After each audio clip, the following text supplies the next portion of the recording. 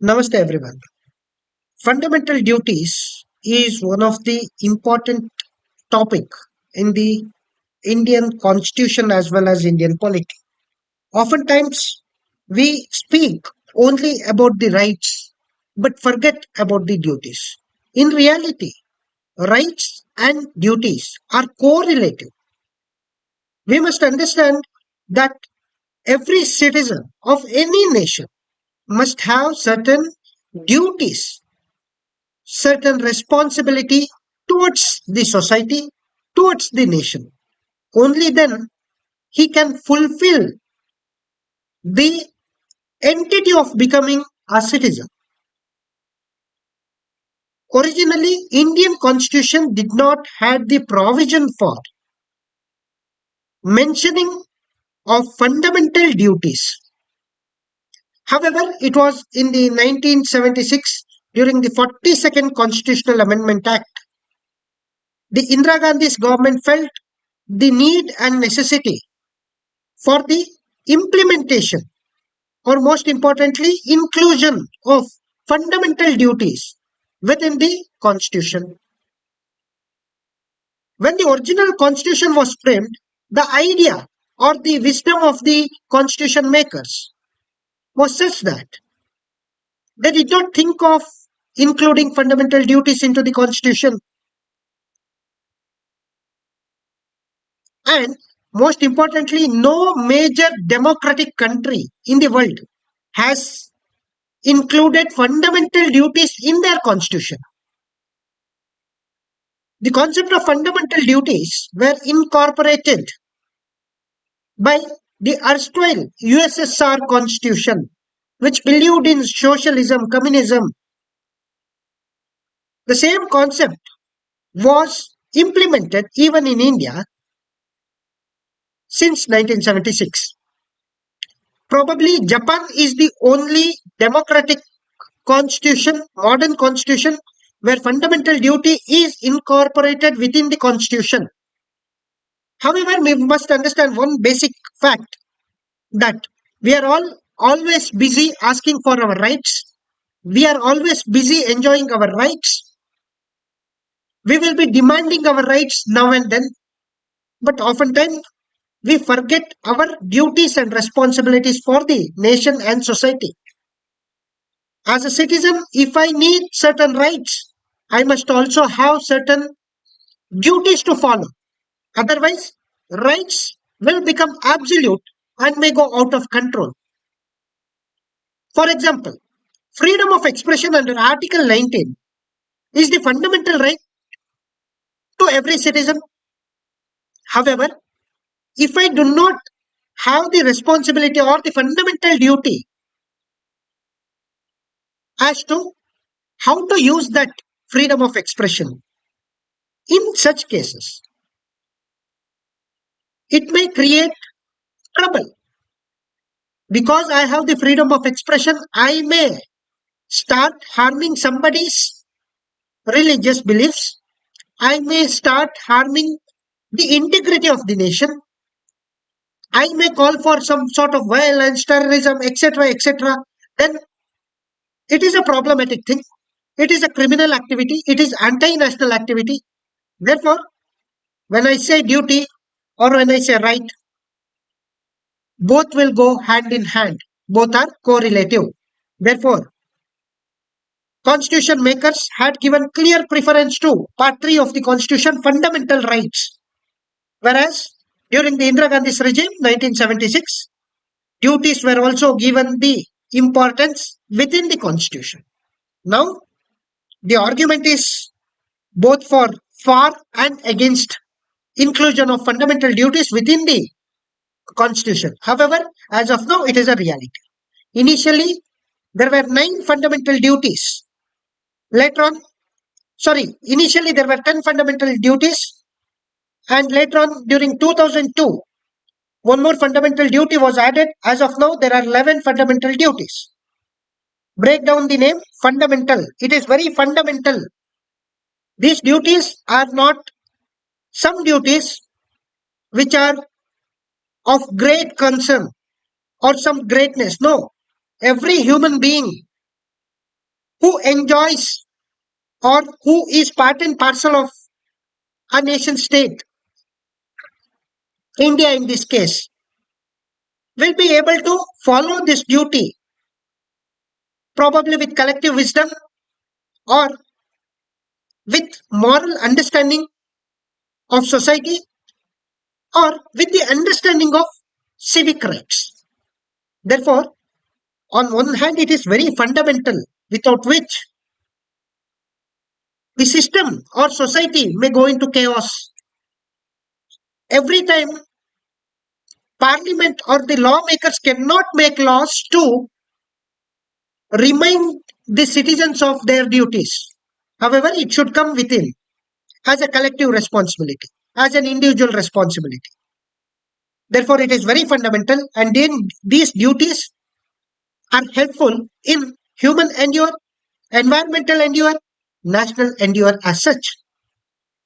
Let's understand part 4A of the Constitution, the fundamental duties. So, Constitution outlines 11 fundamental duties. They serve as the guiding principle for citizens. These are the certain responsibilities which reflect upon the values and ideals which will help in the betterment of society and nation as a whole.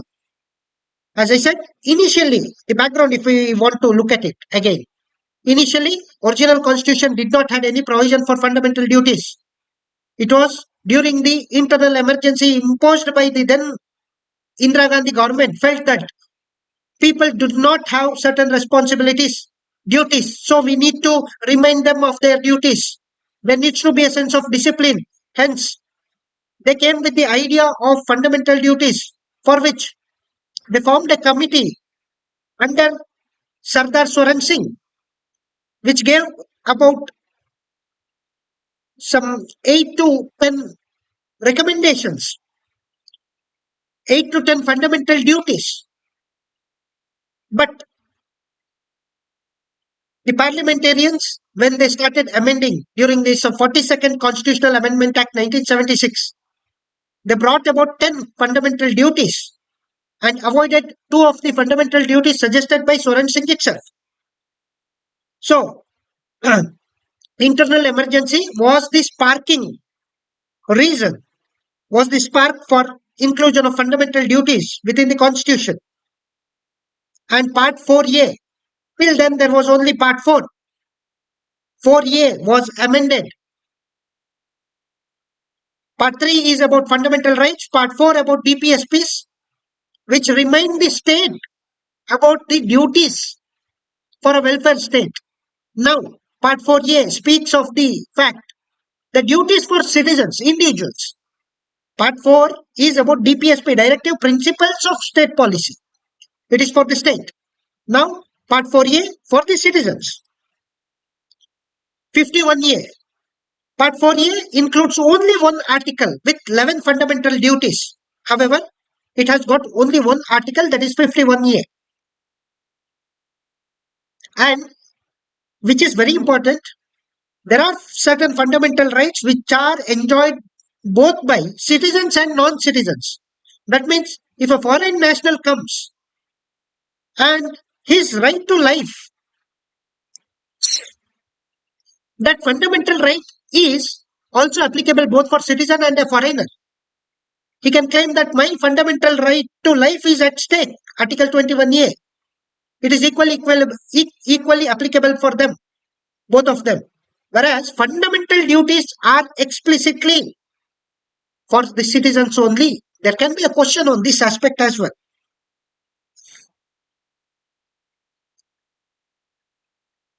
So it was during, as I said, 42nd Constitutional Amendment Act 1976. So during 2002, when the education was made the fundamental right to education under Article 21A of the Constitution, the right to education was made the fundamental right. During the same time, the education aspect, that every citizen who is a parent or a guardian to provide the opportunity for free and compulsory education to a child who is between 6 years to 14 years of age. This aspect too was added within the fundamental duty. Now there is an act, explicit act, Right to Education Act, wherein 6 to 14 years free and compulsory education is provided to every citizen of this nation or every child. More than the citizen, the right word would be to call them children. So 51A, as I said, some of the recommendations of Swaran Singh committee, like there were 2 to 3 recommendations: paying of taxes, then parliament should penalize or punish the people who do not follow the fundamental duties. Then third thing, it was challenging the very basic basis of judiciary itself. It was stating that no law or no rule made in respect of implementation of fundamental duty be challenged in the court of law. That means judicial review was at the stake. So these three aspects were not included in the fundamental duties. Think of the case if these things were added as the constitutional aspect. Probably two possibilities. A, Supreme Court may have struck down saying that it is against the basic structure of the constitution. B, there would have been a dictatorial state. We had seen what was the condition, dictatorial situation during the internal emergency imposed by Madam Indira Gandhi. Two possibilities were very clear. Now, we will look into the fundamental duties, the 10 fundamental duties initially and 11th one. Under the single article, what are the fundamental duties? We'll look into it. The first thing, abide by the constitution and respect the ideals and institutions. National flag and national anthem. That means respecting the nation is the basic framework or basic idea of this fundamental duty that every citizen and every government must respect. There was a recent case in Karnataka wherein a Rajya Sabha member who won, whose supporters were wooing or shouting the slogan of an enemy state called Pakistan. State government, some of the ministers of the state government shamelessly were supporting and covering up that those people who were shouting hail Pakistan or something like that. When we know that Pakistan is an enemy state and the act, malicious, malefied act of these people was intentionally towards the anti-national activity, still few people within the government shamelessly were trying to cover up, shamelessly trying to promote those anti-nationals, which is a very dangerous trend when we look at the aspect of unity and integrity of India, which is included from preamble of the constitution itself. And also the same party of Indira Gandhi's party, Indira Gandhi on one hand, she wanted this fundamental duty in the first place to abide by the constitution and respect the ideals and institutions of national flag, national anthem. Then later on it comes unity and integrity. Whereas the same party workers are shouting, praising the Pakistan when we know that that is an enemy state, that is the terrorist proxy state that is working against India, and we do not have good relations. And India considers Pakistan to be an enemy state. And the intent behind this slogan were of the malified intentions. Look at the fact. Look at the dichotomy or the contradiction. The party which brings in the fundamental duty on one hand, the same party workers are working against the same basic fundamental duty itself, which is a very dangerous trend. Then the second fundamental duty, cherish and follow the noble ideals. So this is a vague term. Many have criticized the same by saying what is noble ideals? Who will decide? It is like basic structure of the constitution. Who will decide that? Of course, the court will decide when it comes to the basic structure. They will define from time to time which is the basic structure, which is not. They will redefine. But in case of noble ideals, who will say that which is noble ideal? That is in question of a criticism. That is in question itself. Somebody may come and say this is a noble idea, but somebody may disagree with that. That's a kind of a vagueness. But the noble ideals which inspired our national struggle for freedom has been mentioned in the fundamental duties. However, again, those noble ideals which were part and parcel of national struggle for freedom, like there were many ideals, and there cannot be a single framework ideal which can be stated as the noblest. So there can be many ideals which are contradictory even during the freedom struggle or even when we look at it right now. For example, the idea of Subhash Chandra Bose would have been different.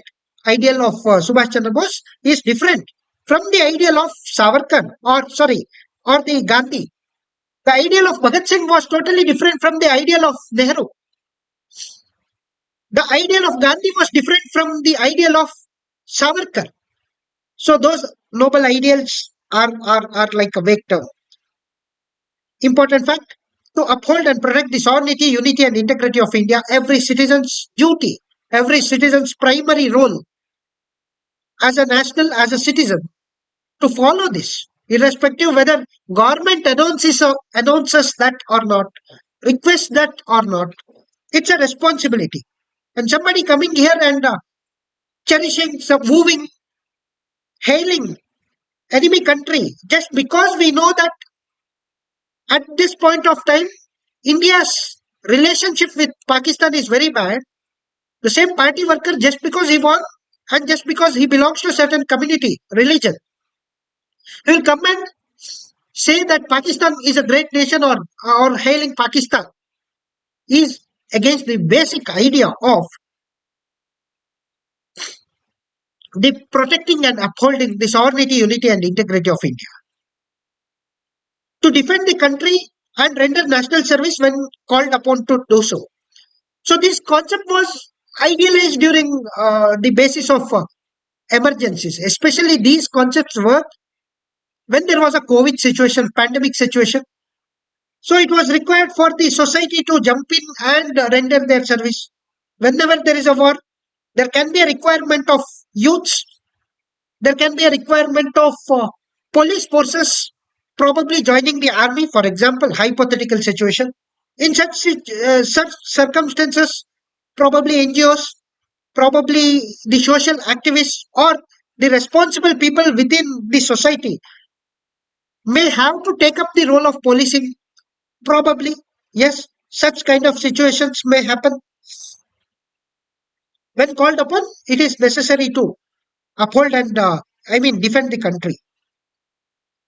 To promote harmony and spirit of common brotherhood, the idea of one nation, Ek Bharat Shrestha Bharat, the idea of Sadbhavana, the idea of unity and diversity, or unity in diversity. Those things are necessary that as a citizen, everybody should have the same common faith or common idea for the nation, that all are equal and that the harmonious brotherhood must be cherished. Then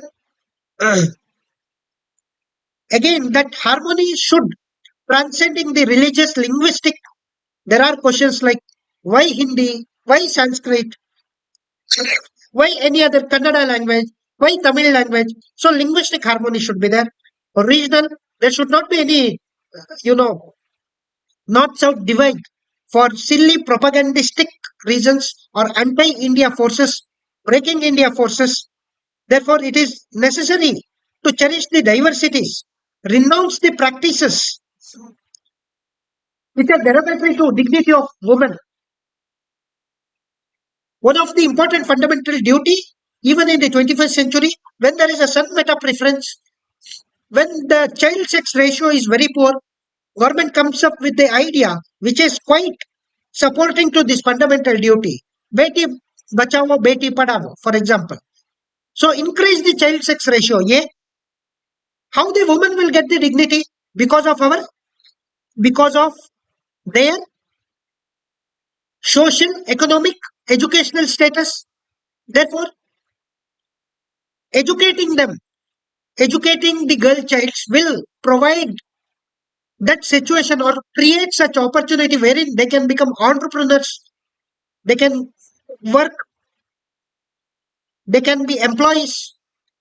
Therefore, with that, individual freedom and individual sustenance, their social status will go up and dignity of women will be upheld. Of course, there were some certain practices during the British regime which were quite um, forcefully or quite legislatively brought down. For example, sati, abolition of sati. Such practices are not practiced today. However, such practice should not be there. Therefore, upholding the dignity of women is a fundamental duty. Yatra naryastu pujyante ramante tatra devata. To value and preserve the rich heritage of our composite culture. Rich heritage, Ramayana, Mahabharata, before that Vedas, Indus Valley civilization. If we forget the roots of Rama and Ramayana, there may not be a nation called Bharata. Therefore, it is important when we say the rich heritage and culture, those rich heritage or our composite culture will not start from 10th century, 9th century or 11th century or during the British era monuments. No, our heritage and culture starts since the ages of civilization, Indus civilization, since the days of Vedas, since the days of Ramayana Mahabharatas. Therefore, without including them, the composite culture and heritage of India will be incomplete to uphold, value, preserve. Now, Prime Minister gets inside the Dwaraka, which is submerged under the sea, which also reminds of the fact that there was a beautiful city called Dwaraka during the age of Krishna. And it is the responsibility of every Indian to uphold, cherish, protect that monument. Just because somebody will come and put some cloth on that area, or somebody will come and say that since yesterday I am reserving this position because I have superimposed some structure on the basic structure, then it is against the very moral principle which Indira Gandhi thought of, the fundamental duty to protect India's cultural monument and heritage, to protect and improve the national natural environment. Today, there are many acts like Forest Rights Act, Wildlife Protection Act, and there are many acts like we have the concept of eco-sensitive zone. We have the some codes to protect certain regions like Western Ghats region, elephant corridors, tiger corridors, etc., etc. So it is also the duty of every individual to protect the nature. There was a COVID pandemic. Many said because the environment and human interaction is decreasing. Most of the endemic viruses are getting transferred to humans, which is creating a situation of pandemic. I have given one basic example, but it is important to know that protecting the environment for good rain, good water facility, fresh air, healthy and prosperous nation, protecting the nature is an important duty of every individual, irrespective whether it is included in the fundamental duty or not. To develop a scientific temper, again, it is a vague terminology. Humanism and spirit of inquiry and reform, which is a scientific, is a big question. Whether Earth is a flat or Earth is spherical, geoid, is scientific, yet it is it is debated by many, of course.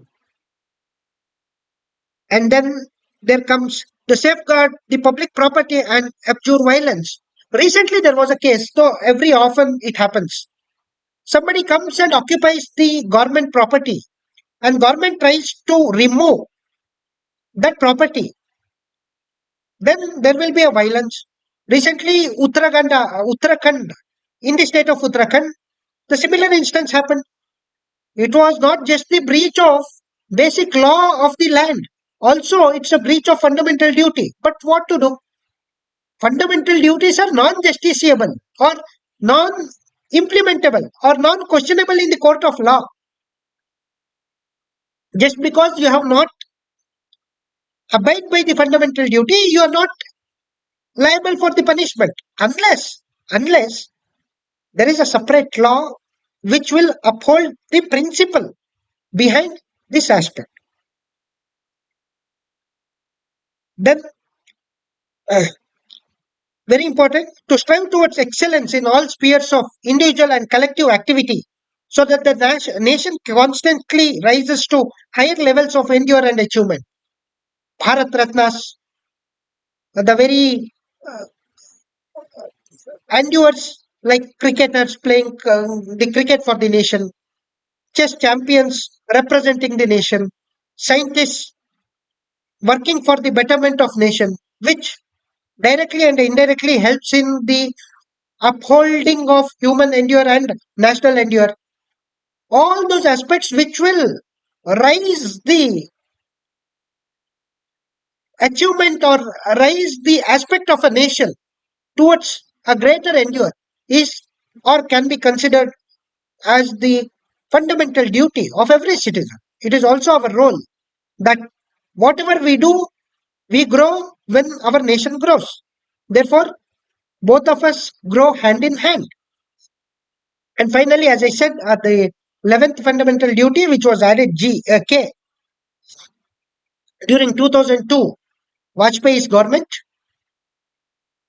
to opportunities to provide for the education. Education has become the paramount and primary role or need of any society. Now there are two questions I said. A, these fundamental duties are non-justiciable. That means directly, just as the directive principles of state policy, they are not directly implementable unless there is a law made by the parliament to affect any of the fundamental duty. B, that these fundamental duties are moral precepts, civic precepts. They cannot be forcefully implemented directly, again, unless there is a law made by the parliament to affect it. Then the features are very important. As I said, more than the duties or more than as a set of frameworks of the rules, they are moral and civic duties. Just like every citizen being part and parcel of a civic society.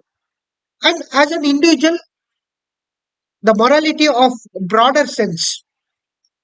One can debate about the moralities. However, it is a moral and civic precepts which which is the foundational basis of a person, how one will be within the society or in the nation. And these are rooted in the Indian tradition, as I said, upholding the composite culture, value system, and they are applicable only to the citizens, not to the foreigners. Fundamental duties applicable only to the citizens, not to the foreigners. One more aspect I need to tell you. When the Morarji Desai government came, it brought about many changes done by, Constitution was partially or almost changed by Indira Gandhi during 42nd constitutional amendment or prior to that. But Morarji Desai government came, Janata government. It had the opportunity to change those changes done by the Indira Gandhi.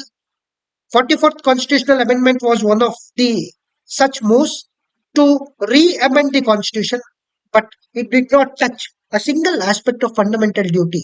That means even Morarji Desai government felt that those fundamental duties were necessary to be included in the constitution. They did not change a single word. As I said, they are non-justiciable. Importance of fundamental duties, their moral value of fundamental duties, which are or which lies in establishing a democratic balance. How democratic balance? So it provides for the individuals equally conscious of their duties as they are of their rights. As I said, both goes hand in hand. One will always claim for the rights but forgets the responsibility and duty. Effective democracy will work not just because of the rights, not just because of voting and forgetting. No, as government work to bring about certain reforms or certain changes, or even otherwise, that citizens' responsibility in making the democracy more beautiful is much, much, much higher.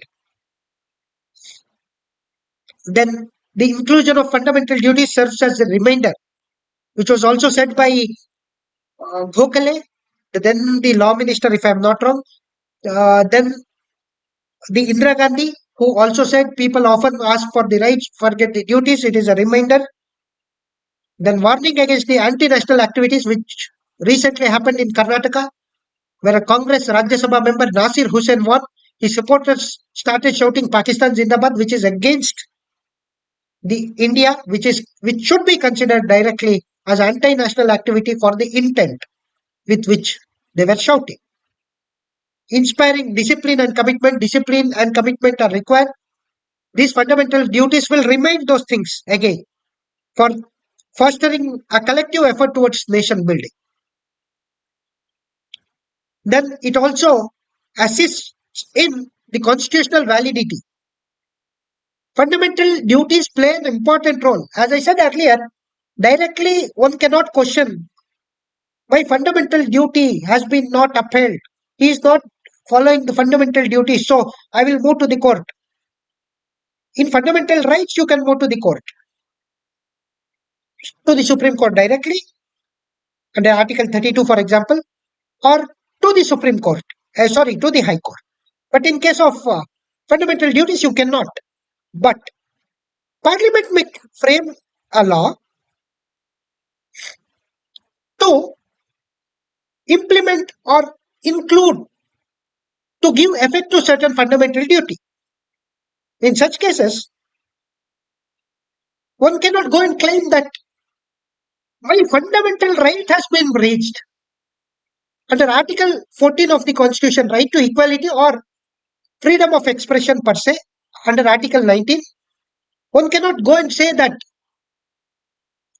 six freedoms under Article 19, that they have been breached or they are getting affected because this fundamental duty he is going to implement, because of which our rights are getting troubled. No. Supreme Court is one of the judgments in 1992 said that it is reasonable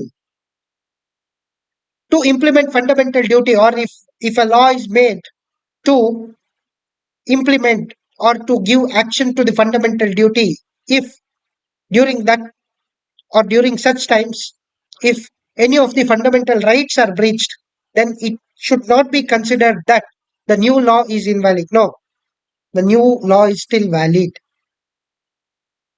and thus prevent if from being unconstitutional if it finds that the law in question seeks to carry out a fundamental duty. That means when the question comes for fundamental right or fundamental duty, fundamental right, which one? Article 14 and Article 19. If there is a conflict between these two things, fundamental duty will be given the prevalence over these two things. H.R. Gokhale said these duties will strengthen the democracy and establish a balance between rights and duties. Of course, they have brought the amendment and they need to defend it. There is a correlation between fundamental right and fundamental duty. Some of the critics said these fundamental duties have been added next to the fundamental rights, that is part 3A of the Constitution. But now they have put part 4 of the Constitution, part 4A of the Constitution, or next to part 4. The prominence gets reduced. These are the criticisms we have heard. So these criticisms can be kept in mind if there is a question asked. The Constitution of India not only guarantees the fundamental rights and also gives the fundamental duties, outlines. So, what is the correlation? As we said, the rights and duties should go hand in hand. Fundamental rights are legally enforceable. If there is a question, you can directly move to the court.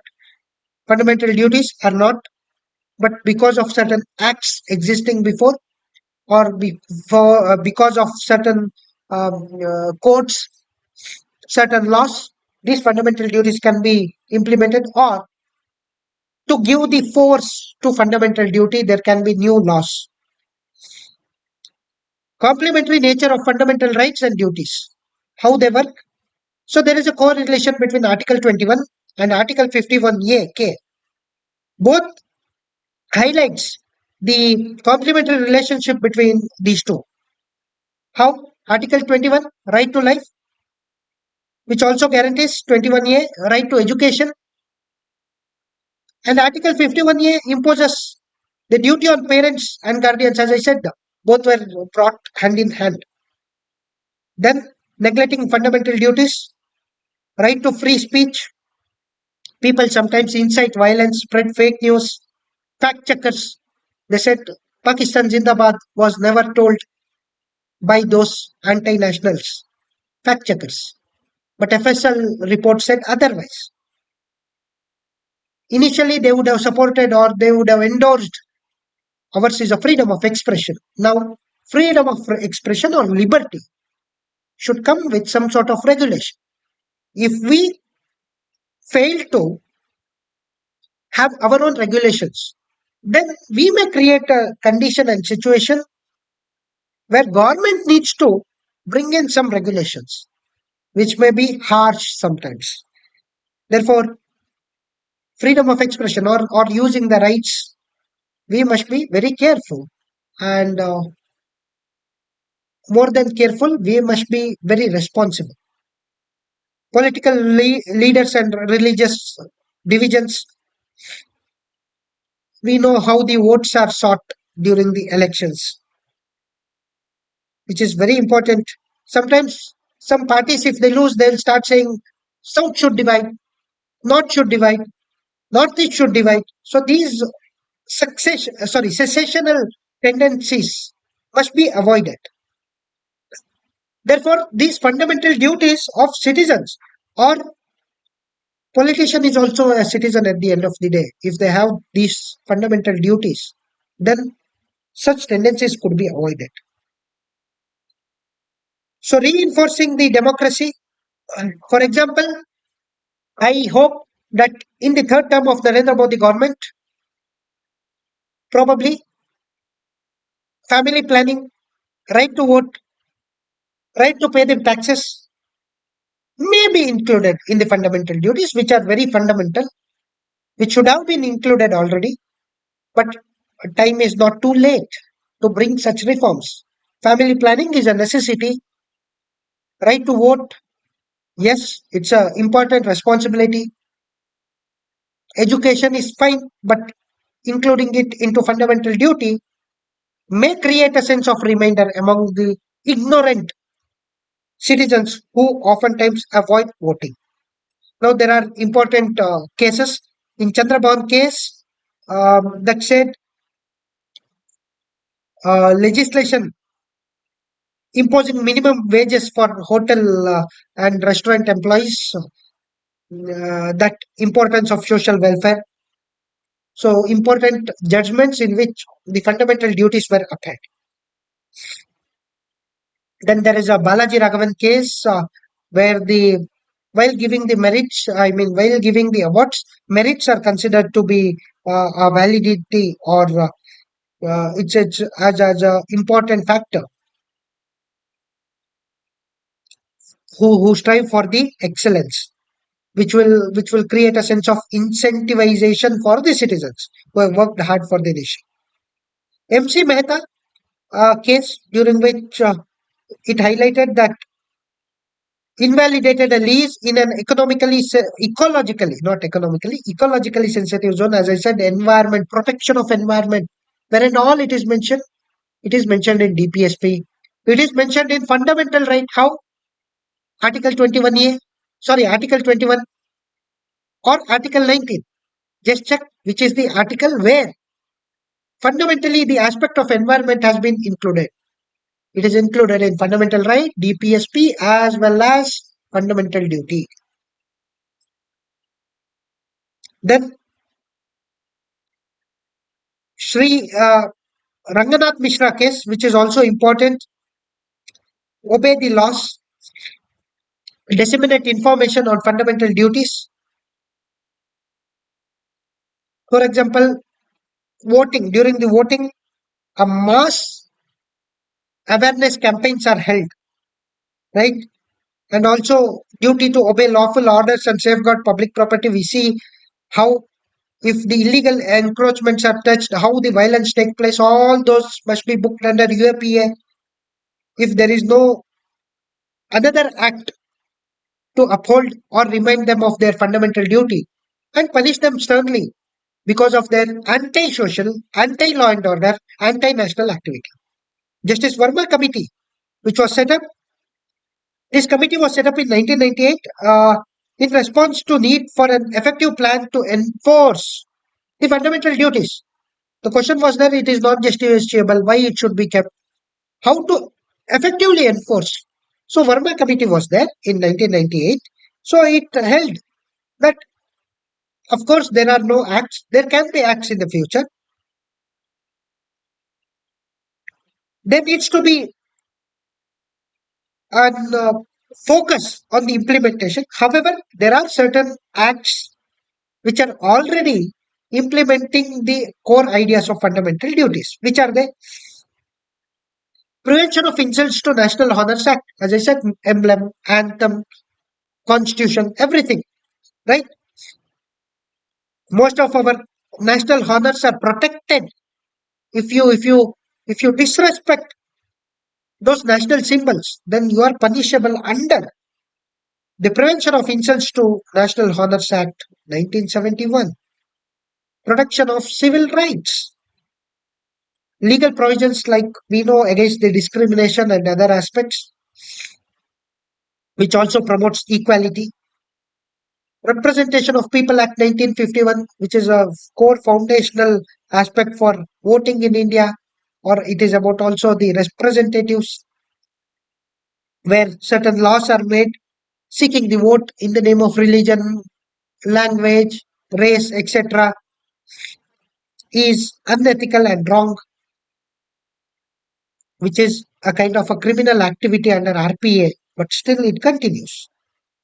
Wildlife Protection Act 1971, where the illegal trade, production of animal, all such aspects are covered. Biodiversity, which is also part and parcel of fundamental duty. Forest Conservation Act 1980, for the resources, forests, conservation, and sustainable environmental practices. We come to the conclusion. Of course, it is non enforceable, but there are many laws and there can be laws in the future. Many critics say that the non enforceability of fundamental duty does not diminish their importance. Their importance is to create moral precept, reminder, and there can be laws in the future as well. Or they can be added through other acts, laws. They are crucial in a democratic state as they remind individuals of their responsibilities towards the nation while enjoying their rights. Reminder, right? And also crucial aspect of democratic principles, democratic value, and upholding the democracy, making the democracy work well. The term fundamental. Okay, many of you, I tried to break down in the beginning, but still, if you find this question an interesting and important one, highlights their significance because they are fundamental. These duties are fundamental to any citizen. Some duties being enforced by law separately. As I said earlier, in future there can be laws or there are separate laws already.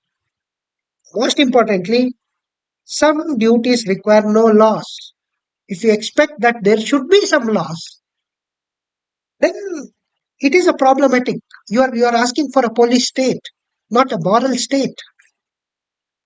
Police, a modern welfarist democratic state should be less of a police state, more of a society driven state, more of a morally responsible driven state. It is not solely the government duty to uphold the constitution. As I said, government and citizen should work hand in hand. Government is elected from the same citizens itself.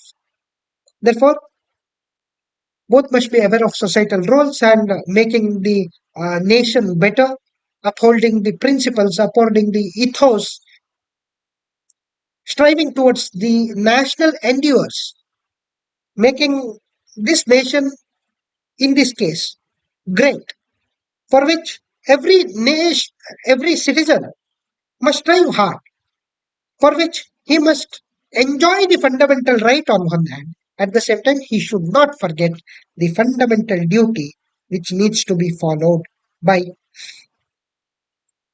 any citizen for the betterment of any nation. Therefore, it is all about the fundamental duty. Hope the session was useful. I believe there can be surprising question like which are the topics which are mentioned in fundamental duty. As I said, whether it is justiciable, whether it is um, applicable only to the citizens. What was the need for fundamental duty? Which committee recommended for the implementation of fundamental duty? Which was the latest fundamental duty? All such question can be asked. The topic may be smaller one, the issue may be smaller one, but the importance is very prominent. There is a greater importance both for an active citizen to have or to understand and inculcate the practice of fundamental duty, and for the state to remind the citizens of their fundamental duties. Hope this session was useful. Thank you. All the best and have a great day. Namaskara. Jai Hind. Shreyanka Isragade.